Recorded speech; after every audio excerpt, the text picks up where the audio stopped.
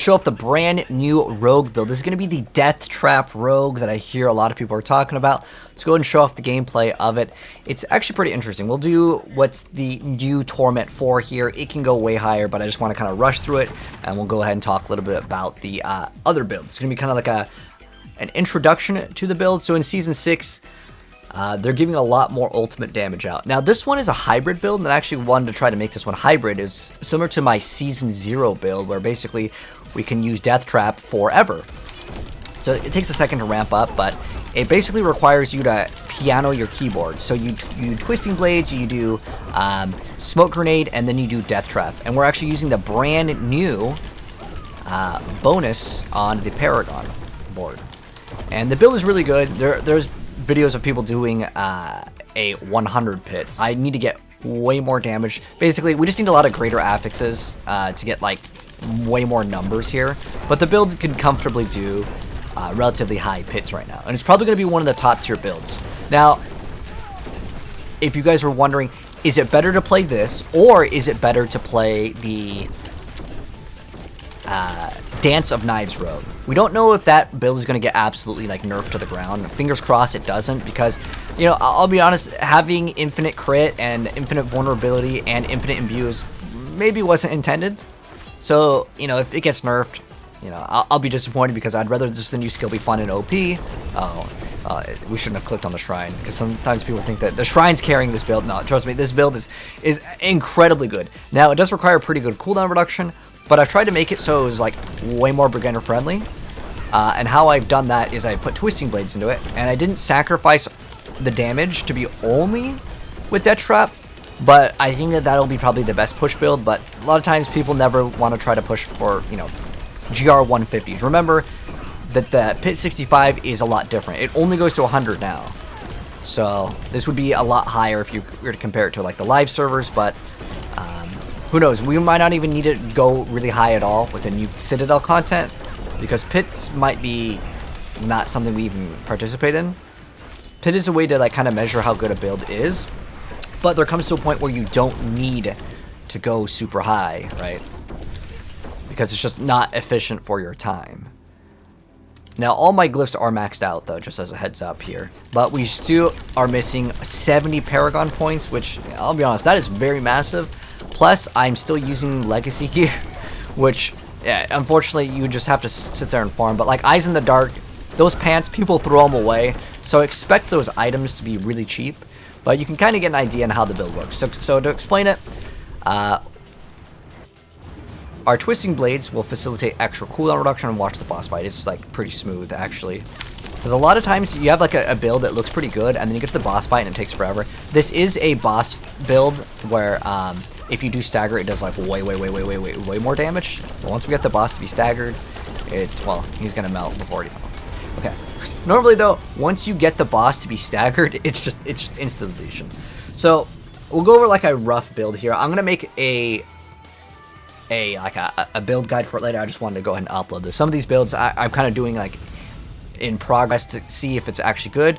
But here's like kind of like the rundown of the current build. So this one is a Twisting Blade DeathTrap rogue. So our goal is to use Twisting Blades for the cooldown, but also it does good damage. You're going to run Ring of the Starless Skies anyways, and you might as well get some bonuses and damage. And it hits for several million. If you want the things to do crazy damage, I would probably suggest all invest into DeathTrap, because you just have a bigger multiplier. So here's what we're running, and if you guys have suggestions, I'm definitely open to hearing them. So for starters, this is the skill tree. Like I said, we can definitely do some modifications. I felt like I wasn't really activating these. These could probably be dropped. I was checking out several different like variants of the build. I also maxed out Shadow Crash, because when we stun, you know, there's the ability to get more crowd control. Then basically most of your damage will be coming from DeathTrap, and it shows that it's like 500,000 here, but keep in mind this number will go way higher once we get our buffs up.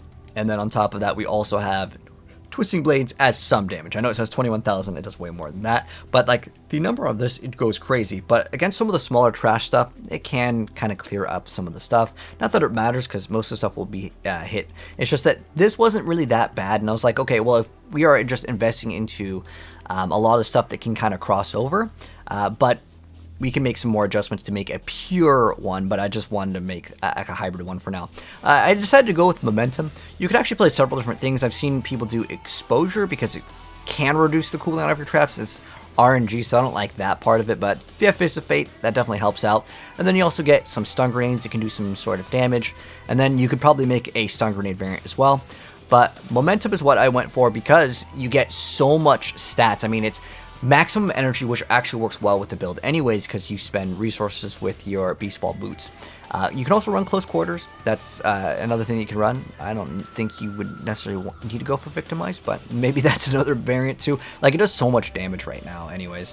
But there's also this thing where it's dealing non-type only increases the potency of the imbuement skills. So unfortunately, it doesn't boost up everything, but if you did want to make a poison imbuement like Twisting Blades, you maybe can get away with it because you get a lot of damage. So the reason why I wanted to go and do both, we'll get into the Paragon board in a second, but is because Beastfall Boots has this ability. I don't have a perfectly rolled one.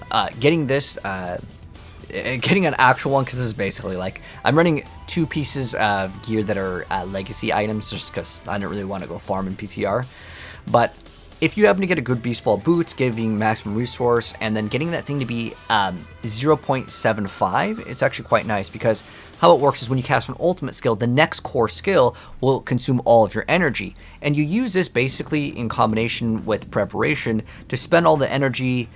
When you spend energy, it's going to reduce your ultimate's cooldown. So that's kind of how you combo both of them at once. It also gives you some damage reduction, which is quite nice.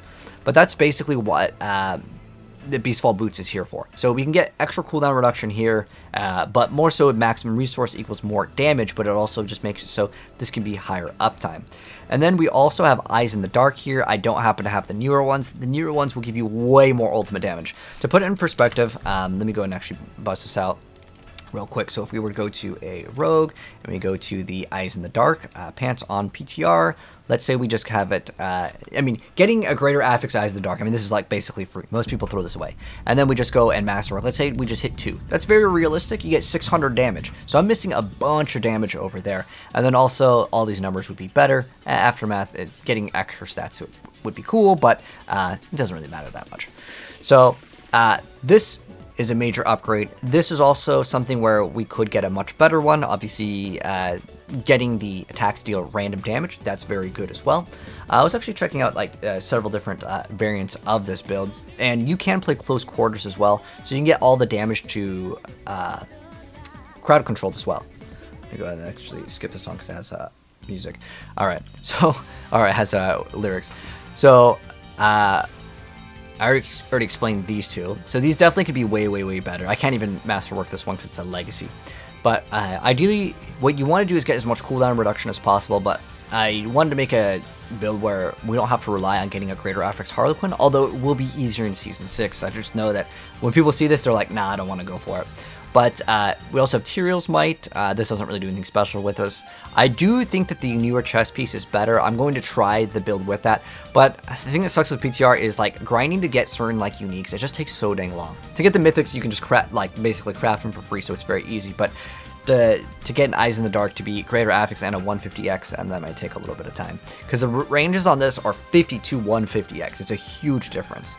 And then as far as our damage goes, we are running Conceited because we get to get Infinite Barrier. This is one of my favorite things that I was talking about last season, and I'm surprised that they didn't nerf it, but Second Wind is not nerfed, so you basically get 100% uptime on this. Now, I definitely think we can do a lot more damage with the build. I was also running Galvanize, so what this does is that when you damage an enemy with a mobility skill, it has a chance to restore. We don't care about that. We just want your maximum energies increased, so basically our energy goes from, you know, well, I guess it doesn't show up. Does it not show up in here until we like go in? Okay, well, let's just go in, and I'm pretty sure it should reg in there. You can also pop a potion to get increased resources. There was another idea that I had that was going even further, was to actually run the Banished Lord's Talisman since we're spending so much resource, right? But in here, it works. I can't unequip it here. But you can see this does work. You don't need to hit the enemy with that. It was just 53 maximum resource. That way we can keep on casting our stuff. Ideally, I think the goal could be to get an amulet which was with just maximum resource, because there comes to a point, and we're almost there, where all we can do is we can spam DeathTrap Twisty Blades, DeathTrap. We have to use basically 2. Now, if we wanted to run Smoke Grenade, I figured it just gave us another multiplier. There's kind of like a pause in between when you can activate it, so it did give us another filler skill. If you want to run Caltrops, go for it. I hate Caltrops. I've always hated that skill because it makes your characters like move. Oh, okay. Okay, we got another. Oh, that's at 85x. I appreciate the offer, but we need it 150. But yeah, the new one rolls to 300. Oh, that's actually more than it was showing. It was showing 250. But nonetheless, it's going to be even higher. Like, that number could be really good. But thank you. I appreciate it, though. But basically, the numbers can go way higher. So as far as our amulet goes, we could consider, because I actually don't need the ultimate damage here, we could consider a Banished Swords Talisman, and then we could get guaranteed overpowers on every single hit. This is going to be something that if you really wanted to min-max, you can go crazy, but you can make it so you can literally hit with your DeathTrap and then hit with your other skill, and you just spam it again and again, and you can do crazy damage. But then one thing that you do need to get on one of the rings or the amulet is chance to apply vulnerability because you don't have a source of it. In the build, then we're running Starless Skies, and then we're running Blade Dancers for the Twisting Blades. Like I said, it does do some damage. It's not like worthless damage. Your damage may be like 5 to 10% with the Twisting Blades, but you have a few extra skill points in the next season, so I figured I'd invest into it. Also, remember, it's giving you the extra cooldown and stuff. And then we're running Elements over here. The thing that I thought was pretty interesting over here, since it rolls Fire, Lightning, and Physical, your Twisting Blades would hit for Physical, and then your DeathTrap is actually the it's shadow damage, right? I believe this is supposed to be shadow damage. Does it not have like the advanced tooltip? I'm pretty sure this is shadow damage. Okay, yeah, it says right there, shadow damage. So basically what that means is for elements, which you can throw on your two-hander, you could actually have this up 100% of the time. So that's why I tried to make it hybrid. Like I said, you may get more value out of just making a pure build, but I figured let's go ahead and make a hybrid build for now, and we can make another build. So I went over the inventory and kind of the different changes here. And then also, as far as the Paragon board goes, I know that there's a bunch of trap ones, and I was kind of looking at them. So for starters, this one is bugged right now. We just have a bunch of points into dexterity here, but this one is one of my favorite ones in the game. Just gives you extra damage to elites. So we're running Headhunter here, and then in the second board, which is the brand new one, so this one's pretty interesting. It's after you cast a mobility or subterfuge skill, you get to increase the damage of your next skill by 50x. It's a pretty big number. So I mean, again, since you're pianoing, you do 1 2 3 1 2 3. Unfortunately, you don't get the bonus with Twisting Blades and DeathTrap. It's just like, if you wanted to, you could do Twisting Blades, Smoke Grenade, then DeathTrap, then Smoke Grenade, then Twisting Blades, then DeathTrap. So you basically weave a Smoke Grenade in between all of them if you want to, but I just figured you do 1 2 3 1 2 3 1 2 3, and it feels a lot smoother. So if you wanted to, you could get more damage, but most of your damage again is coming from the DeathTrap. And then we put Turf in here. It still looks like this is kind of bugged. And then over here, we also get on Cheap Shot to get extra bonuses. You can also apply Daze, so that's another option. And then we also get Devious here, and then we get Deadly Ambush, so you get extra damage while enemies are affected by your trap skills. So I'm assuming that while they're in the DeathTrap, it still works, but it technically it like hits them. So I'm assuming it should work, but anyways, we're running this. And then we're also running Exploit here, just because it has another multiplier. And then we're also running Control. Now, other things that you can run that I wasn't running, there are two ones that you can run. So Ambush is actually a pretty good multiplier because it's a bunch of damage. And then you get like 2 multipliers, so it's like 46, which is a pretty hard number to beat when you compare like Control, which gives you like 38. So again, Ambush just goes crazy. And then there is one more that is actually pretty good with this. Is it that I wanted to go over? It's not Fluidity. Find it. Oh, Snare, here we go. So your trap skills deal more damage, and then your non-ultimate trap skills have increased radius, which it doesn't matter too much unless you're playing Caltrops or Poison Trap, which I wouldn't mind playing Poison Trap. I just don't like Caltrops. I'm biased against that skill. But this one is another 36 multiplier, so this could be something to consider as well. I think that this one would definitely add a lot more damage, but these are the ones that I'm currently running. Remember, one of them is kind of blacked out. It doesn't show up, but Turf, Headhunter, Exploit, Control, and Devious. So that's what I'm running right now, but I definitely think that there could be some other suggestions here. But yeah, that's a little introduction to the trap build that uses kind of hybrid. Now, I will definitely upload one that is a pure version of it, and we'll see how it goes. But like I said, I think we need to get a much better Eyes in the Dark. We're missing so much damage here, and then more resource. And like I said, we can run Banished Sword Talisman. Oh, another thing that I didn't remember to go over. What are we running for the runes? So I was actually looking at a couple runes. There are, where's that? Do I have that tab still open up? All right, I still have that. I always have this tab open up. So there are ones that I was looking at. There's one, whoops. It's like 100 X damage. Where is it? So I was looking at Quacks. So your next non-basic skill spends all of your primary resource. And I was thinking, well, this just activates our Beastful. Like it could replace Beastful Boots and we can run something else. However, it requires 400, which is quite a bit of it. But that could be something to consider as well. If you're able to somehow sustain that, then you can get 100 X damage with that, which could be pretty good. So what we're running, this is just something else I was considering running. And there's another one where it does overpower. However, Zan, it's 700. It is incredibly expensive, and I think that they need to really look at some of the costs on that, because 700 is just way too much. Like, it's way too much. So if they lower this one could be something to consider. If you can maybe use it in combo with another one that it's like every 5% of your resource that you use. I wish it wasn't percent. If it was a flat number, and then you can increase your number, and then this one would be like maybe more achievable. And then you get 100% overpowers, which was something I wanted to run. So that was an option. But here's what I'm currently playing. I'm running the one Zanvex. So when we cast an ultimate multiple times, we get to gain +3 to all of our skills for 5 seconds. We can pretty much upkeep this, and I like that because the more that we have into DeathTrap, the more cooldown reduction and obviously the damage it gets. It gets up to, it can go into the millions in terms of damage. Like, this goes pretty hard in damage. And then also, we have the other one that I'm running is Yugioh.